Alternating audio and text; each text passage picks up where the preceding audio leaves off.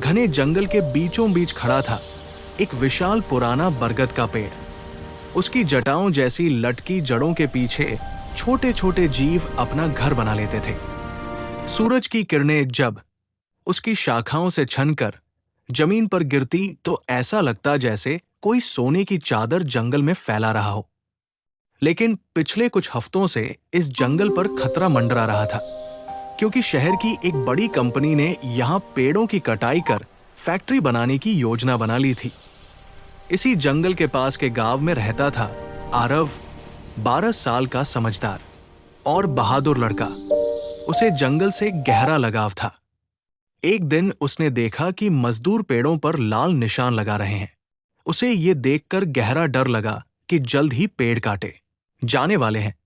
वो बेचैन होकर वहां एक रात भर सो नहीं दस्तावेज पाया है जो इस और रहस्य सोचता को रहा उजागर कि करता जंगल है। को कैसे बचाया जाए। अगली सुबह वो अपने दादाजी के पास पहुंचा। दादाजी ने उसे समझाया कि हर लड़ाई ताकत से नहीं, समझदारी से भी जीती जाती है। ये बात आरव के दिमाग में बैठ गई और वो जंगल की ओर निकल पड़ा। बरगद के पेड़ के पास बैठा वो समाधान ढूंढ ही रहा था कि अचानक एक बूढ़ा साधु उसके सामने प्रकट हुआ। साधु ने बताया कि जंगल को बचाने की कुंजी एक पुराने दस्तावेज में छिपी है, जिसमें ये क्षेत्र संरक्षित घोषित है। आरव ये सुनकर गांव की पुरानी लाइब्रेरी पहुंचा और घंटों तलाशने के बाद उसे वो दस्तावेज मिल गया।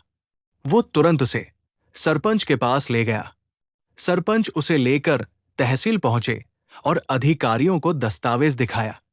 अधिकारियों ने तुरंत पेड़ों की कटाई पर रोक का आदेश जारी कर आज हम दिया। सब मिलकर आरव की अगले दिन सराहना करते जब हैं, जो हम कंपनी सब के के लिए मजदूर प्रेरणा है। कटाई के लिए पहुंचे तो पुलिस ने उन्हें रोक लिया।